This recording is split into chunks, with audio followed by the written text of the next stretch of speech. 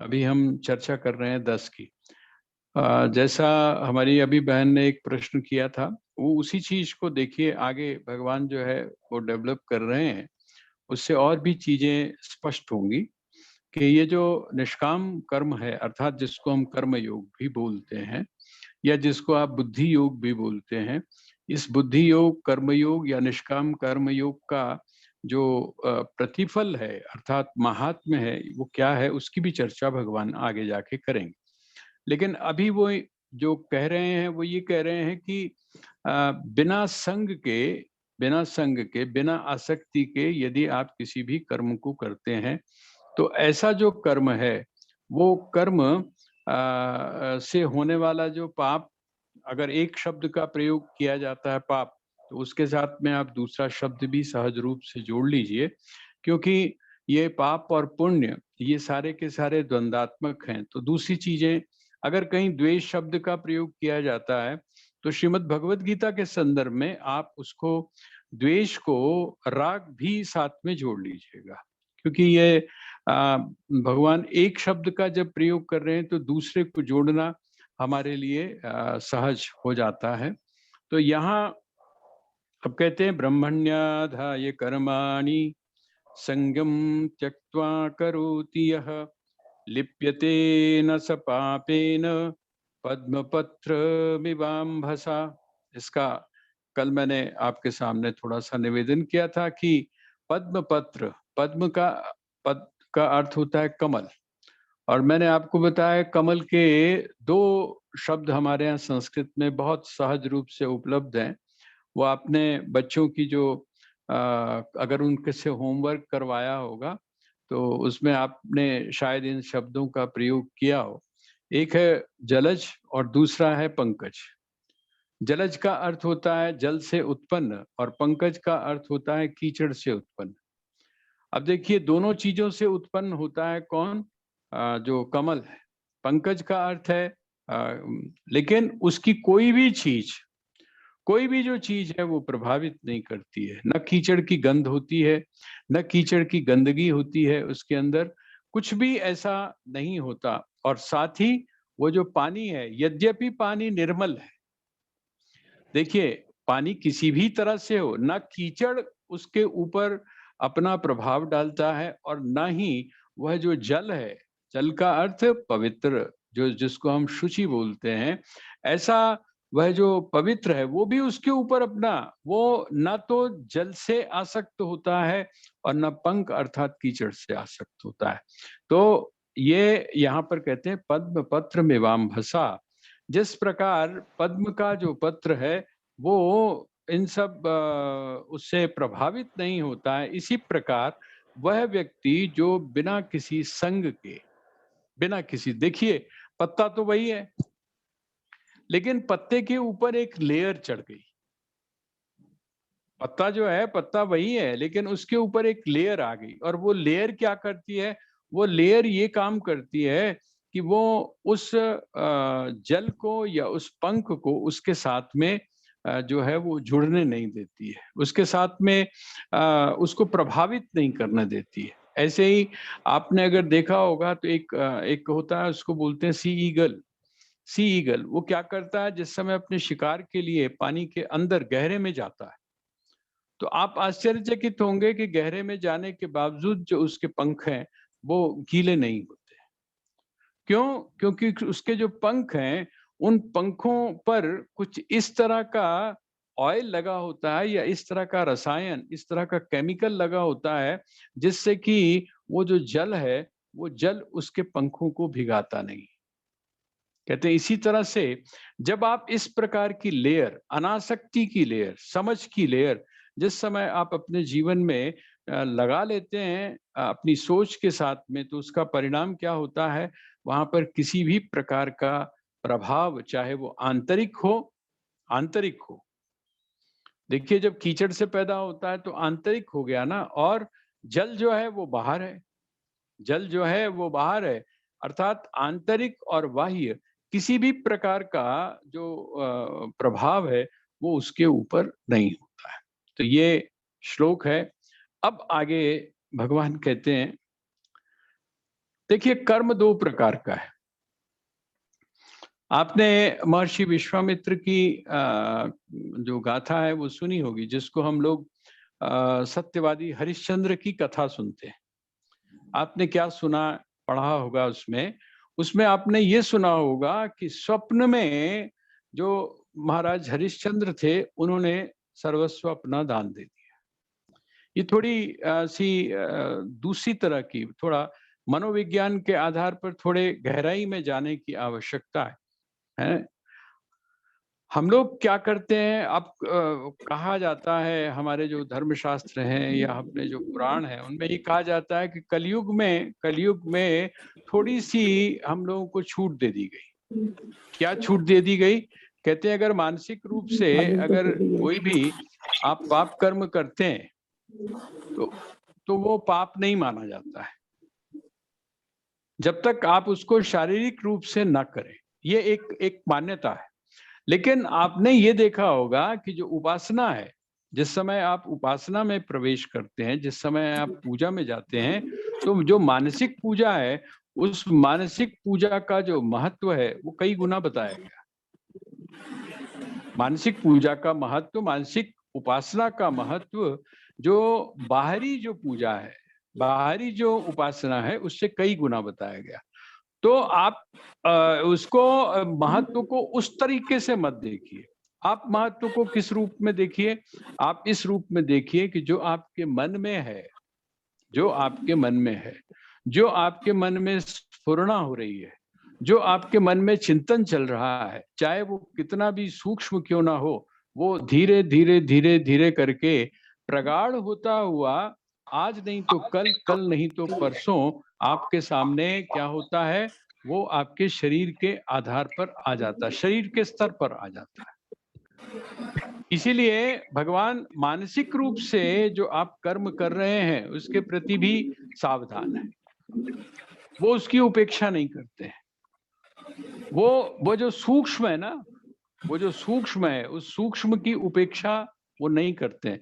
आप जिस समय हाइजीन के बारे में विचार करते हैं, तो आप ये बताइए कि क्या आपका जो किचन है, उस किचन में जो आपकी शेल्फ लगी हुई है, उस शेल्फ के ऊपर जो गंदगी है, वही आपको नुकसान पहुंचाती है, या वो गंदगी भी आपको नुकसान पहुंचाती है जो वहां पर छुपी हुई है? कॉकरोच जो है वो आपकी नालियों में से निकले और उन्होंने अपना काम शुरू किया, और जैसे ही आपने दरवाजा खोला, वो बड़ी स्पीड के साथ, बड़ी तेजी के साथ में फिर अपनी अपनी जगह पर जाकर छुप गए। अब आप ये बताइए कि क्या वो नुकसान पहुंचाएंगे या नहीं पहुंचाएंगे? वो वहां की हाइजीन को खत्म करेंगे या नहीं करेंगे? वो रोग के कीटाणुओं को बढ़ाएंगे या नहीं बढ़ाएंगे? बढ़ाएंगे। इसलिए किस चीज की आवश्यकता है? जो बाहर आपको दिखाई दे रहा है, उसके प्रति भी सावधान होइए। और जो आंतरिक है, जिसको हम मन से बोलते हैं, मानसिक बोलते हैं, उस मन के प्रति भी आप उपेक्षा मत बरतिएगा। आप ये मत सोचिएगा कि यदि मैंने मन से पाप कर दिया तो कोई फर्क नहीं पड़ता। आप साधक हैं, आप श्रीमद् भगवत गीता का स्वाध्याय करते हैं, आप एक आध्यात्मिक ग्रंथ में जो दिया गया है, जो संदेश है, जो उपदेश है, उसको अपने आचरण में डालकर जीने का प्रयास जब आप कर रहे हैं, तो आपको इन सारी, जिनको हम आमतौर पे छोटी-छोटी बातें बोल देते हैं, क्या फर्क पड़ता है जी? कोई फर्क नहीं पड़ता। आपको पता होगा, हमारे जो पुराने लोग थे, प्राचीन जो लोग थे, हमारे जो बुजुर्ग थे, वो कितना ध्यान रखते थे। मुझे नहीं लगता कि हाइजीन के बारे में हम इतने ज्यादा साफ होंगे। वो यहाँ आपने सोचा देखा होगा कि वो अगर गिलास रखते थे वहां पर किचन में, तो उल्टा रखते थे कि सीधा रखते थे? सोच कर देखिए। अभी भी अगर आपके घर में कोई बुजुर्ग होगा, तो आप देखिएगा कि वो हमेशा क्या करेगा, वो हमेशा उल्टा रखेगा, उसको उल्टा रखेगा। और अब जब आप उल्टा रखते हैं, तो उस समय तो कच्चे घर हुआ करते थे, उस समय तो मिट्टी के घर होते थे, उस समय गोबर की पुताई होती थी, तो वो जिस समय आप उल्टा रखेंगे तो वो जो गिलास है या वो जो बर्तन है उसके जो किनारे हैं उन किनारों के ऊपर भी तो गंदगी लगने की संभावना है। लेकिन आपने देखा होगा उन लोगों को, बुजुर्गों को आपने देखा होगा कि वो जिस समय उनको लेते थे बर्तनों को तो उनको धोते थे और धोने के बाद में उसको कपड़े से साफ करते थे। क्रॉकरी कितनी भी अच्छी क्यों ना हो, कहीं ना कहीं गड़बड़ कर ही जाती है। अच्छा, जो जो लोग क्रॉकरी रखते हैं, जिसको हम इंग्लिश क्रॉकरी बोलते हैं, उसके बारे में भी सावधानी बरती जाती है। मुझे याद है कि एक बार डांट पड़ी थी हमको, किससे? स्वामी अमर मुनि जी महाराज से। अगर आपकी क्रॉकरी में अर्थात आपके कप में अगर क्रैक पड़ गया है तो वो आपने यूज नहीं करना है। हम लोग क्या सोचते हैं, कोई गल नहीं, हाली तो चल ही जाएगा, हाली केड़ा टूट के थल्ले डिग पे, है ना। दूसरी बात, अगर उसके कहीं पर भी, जिन वो पंजाबी में बोलते हैं ना, छिप्पड़ निकल जाए, ऊपर का निकल जाए, तो हम लोग उसकी परवाह नहीं करते हैं। पर स्वामी जी जो थे वो ये कहते थे कि ध्यान रखना, ये जो हल्का सा भी ये निकला है, यहाँ पर भी रोगाणु बैठ सकता है। तो जिनको हम छोटी छोटी बातें बोलते हैं, उन छोटी छोटी बातों का भी ध्यान रखने की आवश्यकता है। इसलिए जो कर्म है, उस कर्म के बारे में भगवान मानसिक कर्म को भी कर्म मानते हैं। यहाँ इसीलिए वो कहते हैं, कायेन मनसा बुद्ध्या केवलैरिन्द्रियैरपि योगिनः कर्म कुर्वन्ति संगम त्यक्त्वात्म शुद्धये। कहते हैं योगिनः कर्म कुर्वन्ति। दूसरी लाइन आप देखिए, श्रीमद् भगवद गीता अध्याय 5 श्लोक नंबर 11। हमने 10 नंबर में देखा। अब वो कहते हैं वहां पर कि जो कर्मयोगी होता है ना, वो क्या करता है? कहते हैं कायेन, कायेन का मतलब शरीर से, कायेन मनसा, कहते हैं मन से और बुद्धि से, मन से और बुद्धि से, और केवल इंद्रियैरपि, केवल इंद्रियों के द्वारा भी,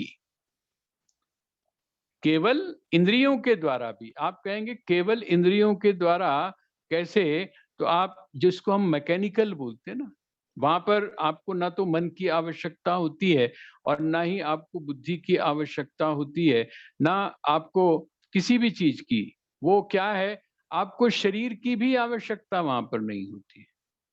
वो इतना मैकेनिकल हो जाता है, आपका जो कर्म है वो उसमें सिर्फ इंद्रियां ही यूज करती है। मैं एक जगह पढ़ रहा था, वो बड़ी अच्छी उन्होंने बात कही। उन्होंने कहा कि अगर इस चीज को आपने वॉच करना है, इस चीज को अगर आपने देखना है कि किस प्रकार केवल मात्र इंद्रियां ही काम करती हैं और किसी भी चीज का संयोग वहां पर नहीं होता, ना मन का ना बुद्धि का है, बल्कि देखा जाए तो शरीर की जो क्रिया है, उस शरीर की क्रिया के पीछे भी जो एक चीज, वो इतना अचेतन मन के द्वारा जो है वो कर्म होता है कि उसका पता ही नहीं चलता। कहते हैं कभी आप किसी ऐसे व्यक्ति को देखिएगा जो चेन स्मोकर हो, मनोवैज्ञानिक है वो व्यक्ति जिसकी मैं चर्चा कर रहा हूं, वो कहता है कि आप एनालाइज जब आपने करना हो तो आप कभी गौर से किसी ऐसे व्यक्ति को देखिएगा जो चैन स्मोकर हो। वो जो चैन स्मोकर है, जिस समय जेब से सिगरेट निकालता है तो उसको भी नहीं पता होता कि उसने कब सिगरेट निकाली, कब उसने अपने होठों पर लगाई और कब उसने उसको सुलगा लिया। तो यहाँ भगवान कह रहे हैं, देखिए श्रीमद् भगवत गीता जो है वो जिसको मनोविज्ञान बोलते हैं ना, पूर्व का मनोविज्ञान, यहाँ का भारत का जो मनोविज्ञान है, वो भारत का मनोविज्ञान इस श्रीमद् भगवत गीता के अंदर बड़ा कूट कूट कर भरा हुआ है। इसमें निराशा नहीं है, इसमें आशा है, उम्मीद है, इसमें संभावनाओं की तलाश है। इसमें अगर कोई भी एक व्यक्ति किसी भी कार्य को कर रहा है तो उसको नकारते ना हुए ये कहा जाता है कि यदि वो कर सकता है तो आप क्यों नहीं कर सकते। तो ये जो कंपैरिजन है, ये कंपैरिजन जिस समय आप देखते हैं श्रीमद् भगवत गीता में जो दिया हुआ मन का विज्ञान है, अंतस का विज्ञान है, उसको तो यहाँ भगवान कहते हैं कायेन मनसा बुद्ध्या केवलैरिंद्रियैरपि योगिनः कर्म कुर्वन्ति। जो योगी है, अब मैं आपसे पूछता हूं ये योगी शब्द का अर्थ क्या हुआ? आपसे अगर कोई पूछे है, आप अपने बारे में ही इसका जिस समय आप अर्थ लगाएंगे तो क्या लगाएंगे? यहाँ पर उसने कहा योगिनः कर्म कुर्वन्ति, वह योगी जो है वो कर्म को करता है। योगी का अर्थ क्या हुआ? योगी का अर्थ हुआ कर्मयोग। योगी का अर्थ आप वो मत लगा लीजिएगा जिसको हम लोग योगी बोलते हैं। जो योग की हठ योग की साधना करता है उसको आप योगी मत समझ लीजिएगा। या आप योगी का अर्थ, क्योंकि योगी तो ज्ञान योगी भी है, वो भी योगी है,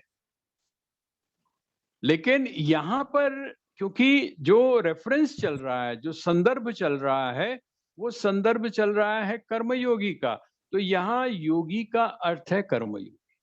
वह कर्मयोगी योगिना कर्म कुर्वन्ति। और जो कर्मयोगी है वो कर्म करता है। किसके लिए कर्म करता है?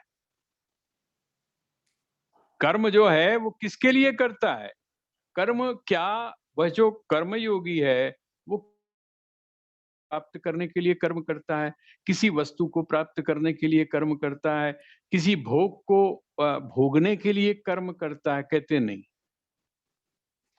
ऐसा जो व्यक्ति है जो कर्मयोगी है, अर्थात कर्मयोगी के साथ में आप दूसरा और विशेषण आप साथ और स्पष्ट करने के लिए जोड़ दीजिए, निष्काम कर्मयोगी। जो कर्म तो कर रहा है लेकिन निष्काम भाव से कर रहा है, उसके अंदर किसी भी चीज की कामना नहीं है। वो कर्म को कर्म के लिए कर रहा है। वो कर्म को किस रूप में कर रहा है? वर्क इज वर्शिप, जिसको हम लोग आमतौर पे बोलते हैं। हम बच्चों को सिखाते हैं वर्क इज वर्शिप, है ना? और हम लिख के भी लगा लेते हैं वर्क इज वर्शिप। लेकिन भगवान यहाँ पर जो बात बता रहे हैं वो यही है, वर्क इज वर्शिप।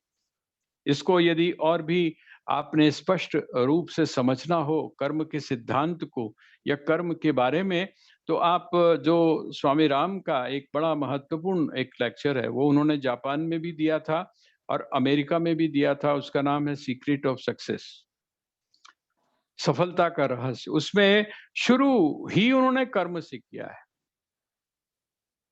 कर्म कैसा हो, बिना कर्म के बात नहीं बनती है। साधना किसी भी क्षेत्र की क्यों ना हो, कर्म हो, और कर्म के साथ में भी कठोर कर्म हो। कर्म हमारी जो वृत्ति है वो तो क्या होती है? सुविधा भोगी होती है ना। हम तो सोचते हैं अगर घर में आकर बैठ गए हैं तो हम पानी का गिलास भी अगर लेना होगा तो कहाँ से लेंगे? आवाज मार के तब हम लेंगे। हम उठकर स्वयं नहीं जाएंगे। क्यों? सुविधा भोगी हमारी वृत्ति है। और ये जो सुविधा भोगी वृत्ति है, ये स्वामी राम इसको उचित नहीं समझते।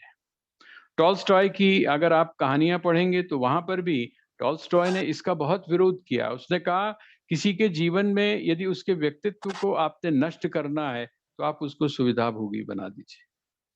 आजकल हो रहा है हमारे परिवारों में। क्या हो रहा है? हम अपने बच्चों को क्या कर रहे हैं? सुविधा भोगी बना रहे हैं।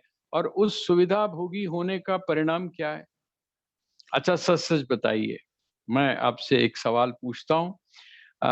अभी भी जो पुराने लोग हैं वो डिपेंडेंट नहीं होते हैं नौकरों के। दुकान जब खोलते हैं तो साफ सफाई खुद ही कर लेते हैं।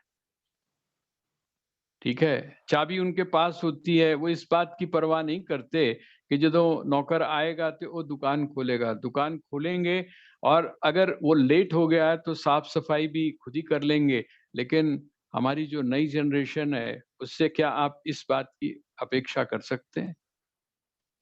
वो तो अपने टेबल के ऊपर भी अगर साफ करना होगा तो वो आवाज मारेंगे कि भाई साफ कर दे।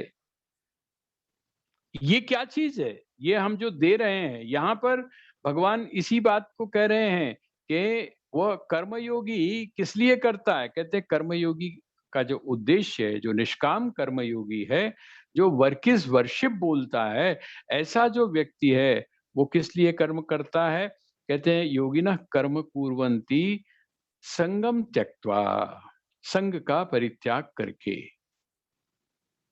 संग का परित्याग करके, अब इसको आप जोड़ लीजिए, अनासक्त भाव से वह कर्मयोगी कर्म को करता है। अनासक्त भाव से, बिना किसी कामना के कर्म को करता है। तो कहते हैं बिना किसी कामना के करता है तो उसको कुछ ना कुछ तो मिलता होगा, क्योंकि कर्म का एक सिद्धांत है कि यदि आप कोई भी कर्म करते हैं तो वो जो कर्म है वो स्वयं क्या देता है? आपको फल देता है। आप कोई भी कर्म करेंगे, प्रकृति का नियम है कि आप कोई भी कर्म करेंगे, सहज रूप से वह जो कर्म है वो आपको फल के रूप में प्राप्त होगा।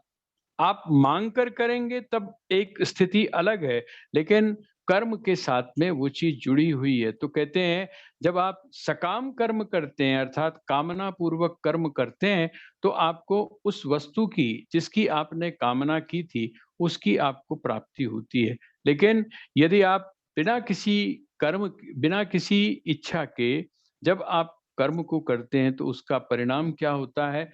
तो कहते हैं आत्मशुद्धि। आत्मशुद्ध है। आत्मशुद्धि, आत्मशुद्धि का अर्थ क्या हुआ? आपका जो अंतःकरण है, आपका जो अंतःकरण है वह अंतःकरण पवित्र होता है। अंतःकरण पवित्र होने का अर्थ क्या हुआ? ये जो कर्म है, इस कर्म का संबंध किसके साथ में है? हमने पढ़ा था ना आगे कि ये जो कर्म जितने भी होते हैं इनको भी हम 3 हिस्सों में बांट देते हैं। एक एक होते हैं तामसिक कर्म, एक होते हैं राजसिक कर्म और एक होते हैं सात्विक कर्म। तो कहते हैं ये जो कर्म है, ये कर्म जो सहज रूप से किस प्रकार हो रहा है? रजोगुण से संपन्न होकर हो रहा है, जिसमें विक्षेप भी है, जिसमें आपके जीवन में दुख भी आता है, हैं? कहते हैं जिस समय वो सत्व गुण में चला जाता है। आत्मशुद्धय का अर्थ क्या हुआ? तब आपकी स्थिति कहाँ पर हो जाती है? तो कहते हैं आत्मशुद्धये।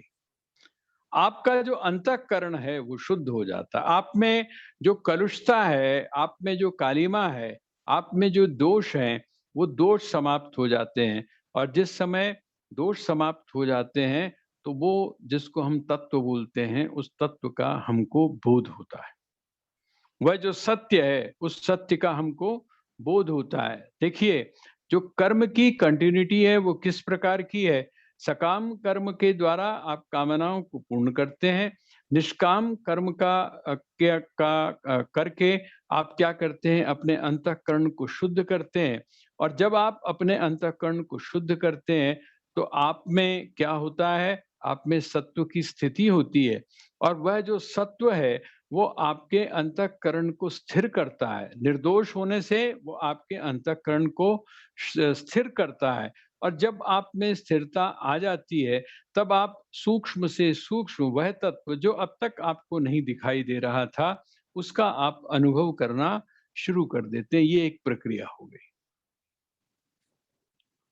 तो ये जो श्लोक है, कायेन मनसा बुद्ध्या केवलैरिन्द्रियैरपि योगिनः कर्म कुर्वन्ति संगम त्यक्त्वात्मशुद्धये, संगम त्यक्त्वात्मशुद्धये।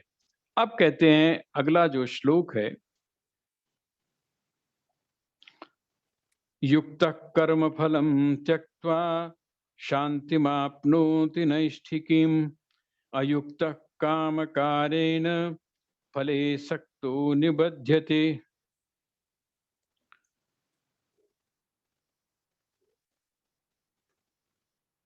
सुख और शांति, हमने पहले भी इस शब्द का प्रयोग किया है।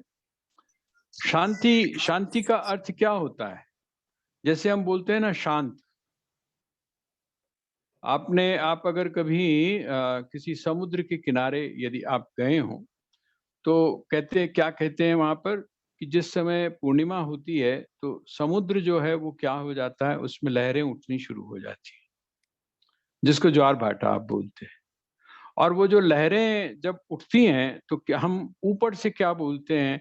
हम बोलते हैं इस समय भाई वहां पर चेतावनी लगा दी जाती है कि लहरें बहुत तेज हैं, तूफान आ रहा है, इसलिए जितने भी नौकाएं हैं, उन नौकाओं को चलाने वाले लोगों को ये निर्देश दिया जाता है कि अपनी नौकाओं को न उतारें समुद्र में।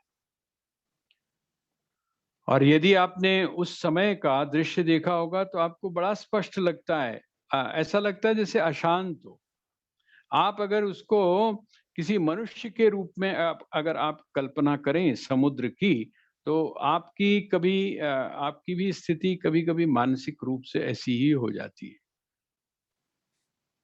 तब आप इतने अशांत हो जाते हैं, इतने अशांत हो जाते हैं कि आपका अपने शरीर के ऊपर से भी अधिकार जो है वो समाप्त हो जाता है।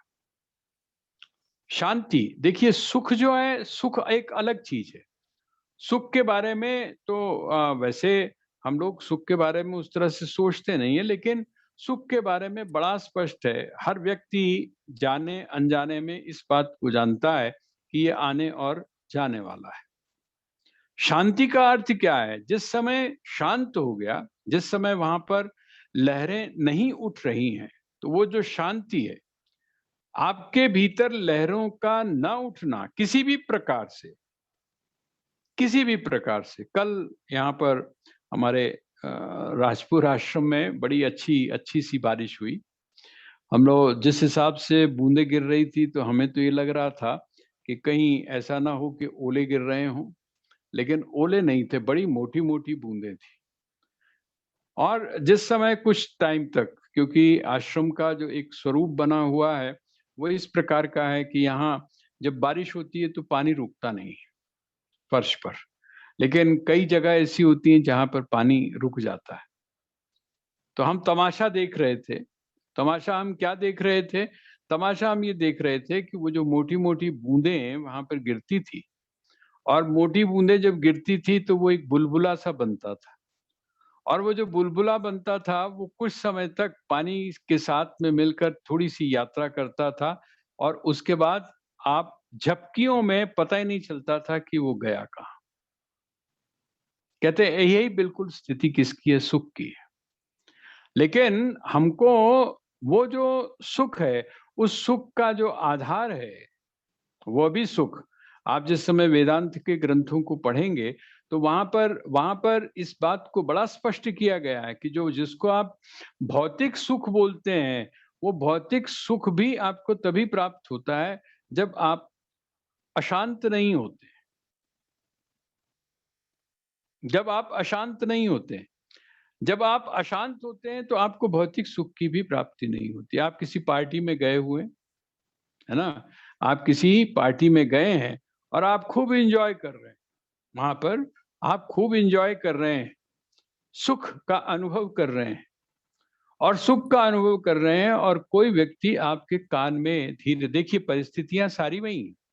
आपके फ्रेंड्स भी वहीं पे ही हैं, आपके परिवार के लोग भी वहीं पे ही हैं, खाना पीना इत्यादि जितना भी जो चीजें हैं वहां पर वो सारी की सारी वही हैं, उसमें किसी भी प्रकार का कोई परिवर्तन नहीं हुआ है।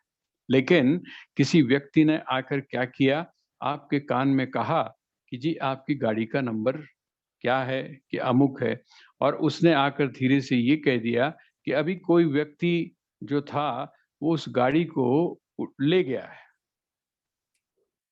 इसका मतलब क्या हुआ, आपकी गाड़ी जो है वो चोरी हो गई, उठाकर कोई ले गया है। अच्छा बताइए, बाकी सारी परिस्थितियां बाहर की तो वैसी की वैसी हैं, क्या फर्क पड़ गया? अब उन सारी चीजों को, वो जो वहां पर आप बड़ी सुख ले रहे थे, सुख का अनुभव कर रहे थे, वो क्या हुआ? आपका जब मन अशांत हुआ, जब आपके मन में विक्षेप पैदा हुआ, तो उसका परिणाम ये हुआ कि वो जो सुख का आप अनुभव कर रहे थे, भौतिक सुख का अनुभव कर रहे थे, वो भौतिक सुख भी आपसे छीन लिया गया, छिन गया। भौतिक सुख भी आपको तभी प्राप्त होता है जबकि आपका मन शांत होता है। यही कारण है, देखिए, कि उपनिषदों में हम लोग शांति पाठ जो है ना, आमतौर पे हम शांति पाठ आखिर में करते हैं। ओम द्योः शांतिरंतरिक्षगुं, ये हम बाद में करते हैं। लेकिन जिस समय आप उपनिषदों को पढ़ेंगे, आपको आश्चर्य होगा। जब हम लोग भी बचपन में वहाँ पढ़ते थे, क्लास में पढ़ते थे, तब तो ध्यान नहीं दिया, लेकिन बाद में जिस समय आचार्यों को पढ़ा, महापुरुषों को पढ़ा, और जो विवेचना करने लोग वाले लोग हैं उपनिषद के, उनको जब पढ़ा तो उन्होंने कहा कि भाई ये क्यों? उपनिषद को प्रारंभ करने से पहले शांति पाठ क्यों? होना तो बाद में चाहिए, शांति पाठ तो बाद में होना चाहिए, पहले क्यों? कहते हैं शांति पाठ का अर्थ क्या है? जब तक आपका मन अशांत रहेगा, तब तक आप ये जो उपनिषद का ज्ञान है, ये जो उपनिषद का जो चिंतन है, ये जो इसका सूक्ष्म ज्ञान है, उसको आप पकड़ ही नहीं पाएंगे। आपके मन में यदि विक्षेप है, तो वो जो सूक्ष्म तत्व है, उस सूक्ष्म तत्व को आप समझ नहीं पाएंगे। इसलिए शांति पाठ की आवश्यकता है। ऋषियों ने शांति पाठ शुरू में किया। तो ये जो शांति है, शांति मापनोति नैष्ठिकीम, कहते हैं ऐसा जो व्यक्ति है, जो कर्मयोगी है, जिसका अंतःकरण शुद्ध हो चुका है, इसका मतलब जिस व्यक्ति में के जीवन में सात्विकता आ गई है, और जो सात्विकता है, उस सात्विकता का परिणाम क्या है? स्थिरता। सात्विकता का परिणाम क्या है? उसमें किसी भी प्रकार का संशय नहीं रहता। सात्विकता का अर्थ क्या है? उसमें निष्ठा। निष्ठा, इसलिए यहाँ पर नैष्ठिकीम शब्द का प्रयोग किया गया। निष्ठा का अर्थ क्या है? निष्ठा का अर्थ क्या है? वो व्यक्ति ये समझ चुका है कि ये सर्वोपरि है।